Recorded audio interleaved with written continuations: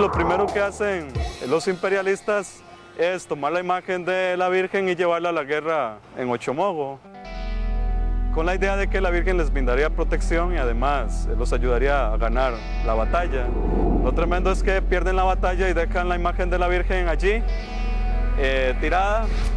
Entonces los josefinos la toman junto con la capital y se la llevan para San José, en donde estuvo por varios años, hasta que se sanaron un poco las heridas de la guerra y la imagen pudo ser devuelta a Cartago. Al asustarse tanto por los cañonazos y por lo que estaba pasando, salieron huyendo y dejaron la Virgen perdida, ¿verdad? No fue que la entregaron ni que se las quitaron, sino que se les olvidó. A diferencia de lo que sucedió en otros países, Costa Rica no debió librar batallas para declarar su independencia, pero sí hubo enfrentamientos internos. El dato llamativo es que sus primeros pasos como nación carecieron de líderes o figuras carismáticas. No existe un prócer de la independencia. Podemos decir que el prócer de la independencia en Costa Rica son todos los próceres de América Latina que lucharon para que nosotros no tuviéramos que nada más que ratificar el acta de independencia y recibirla como algo que ya era por descontado, ¿verdad?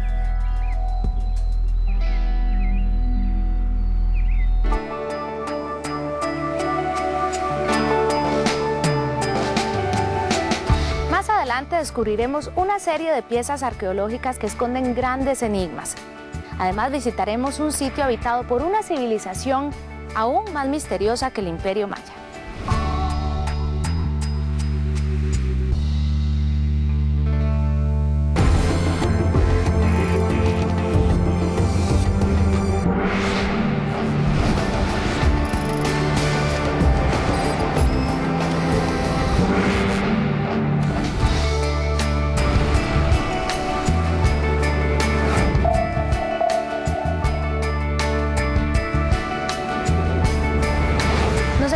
En el Museo Nacional de Costa Rica, que resguarda una sorprendente colección de piezas esféricas. Aún hoy, su procedencia es tema de discusión y se han elaborado las más curiosas hipótesis acerca de su origen.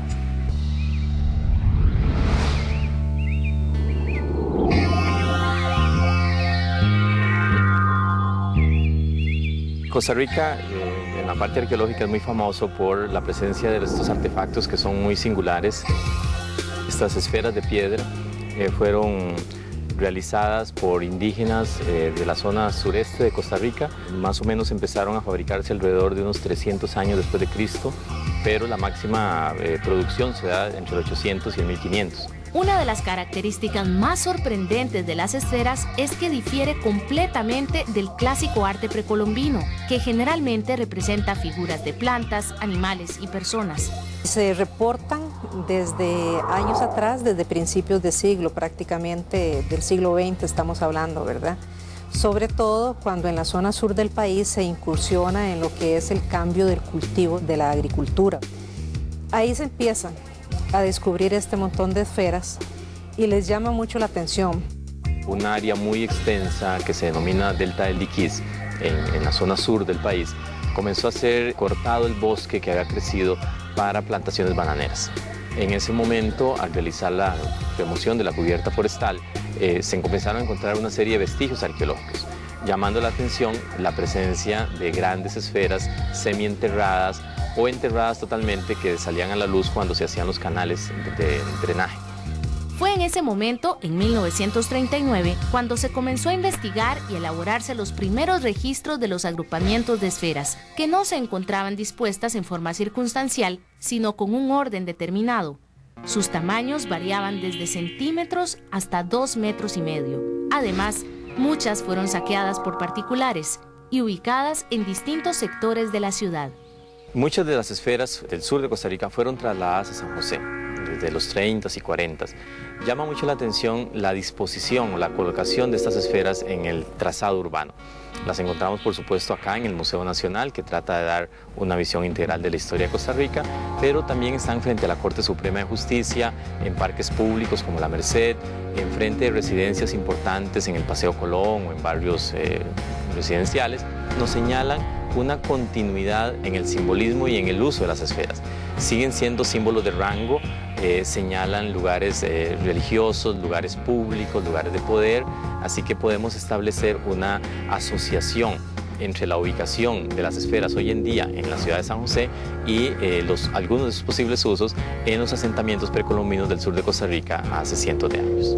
Gran parte de las esferas se encuentran en sitios arqueológicos y aún no se puede precisar con exactitud cuándo fueron realizadas. Algunas hipótesis atribuyen su alineación a causas astrológicas o religiosas, pero la realidad es que su origen aún es incierto. Es importante mencionar que los españoles no reportaron estas esferas cuando ellos llegan.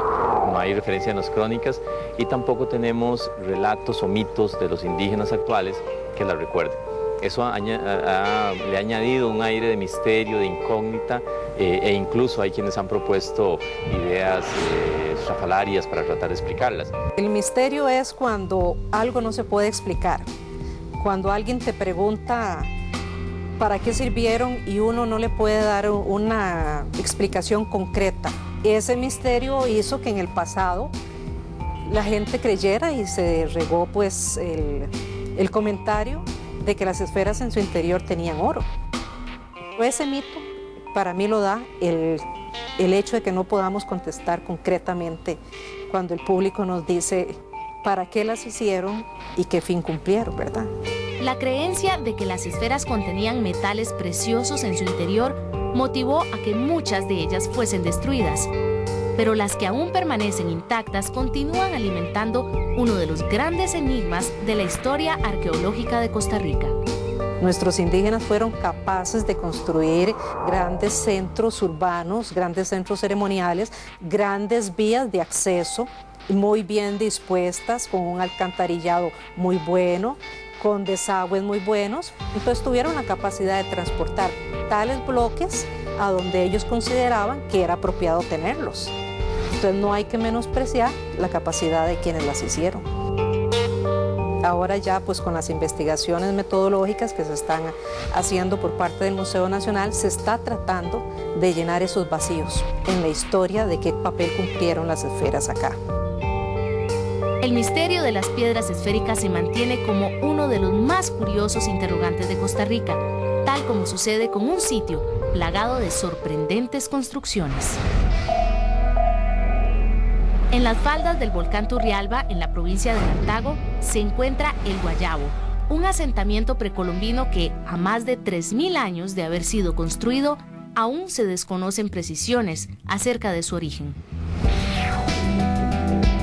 Estamos en el sitio de Guayabo de Turrialba, que para Costa Rica es uno de los sitios con más estructuras monumentales que tenemos. Es de gran importancia arqueológica y porque nos ha brindado un sinfín de información respecto a la arquitectura del momento, a las costumbres del momento, a la religiosidad y cosmovisión de la población que aquí vivía y además el sistema habitacional y de elaboración de objetos.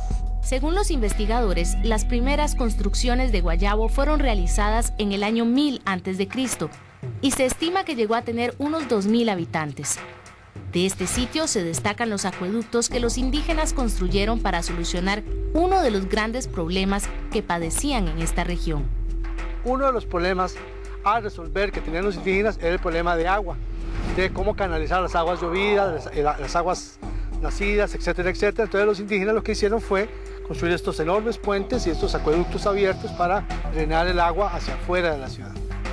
Este tanque es abastecido por agua potable, que es traída desde las montañas en las partes altas del sitio y traído mediante un sistema de acueductos subterráneos que llevan el agua desde las nacientes hasta el tanque de almacenamiento. A este lugar llegaban los indígenas que vivían en la zona periférica a este tanque para abastecerse de agua potable. Estos acueductos han estado funcionando desde su construcción, más o menos en el año 300 a.C. hasta la fecha, o sea que tienen más de 2000 años de antigüedad. Otro de los elementos característicos de Guayabo son sus típicas estructuras circulares. Estos montículos abundan en el sitio y hasta el día de hoy se llevan descubiertos más de 40.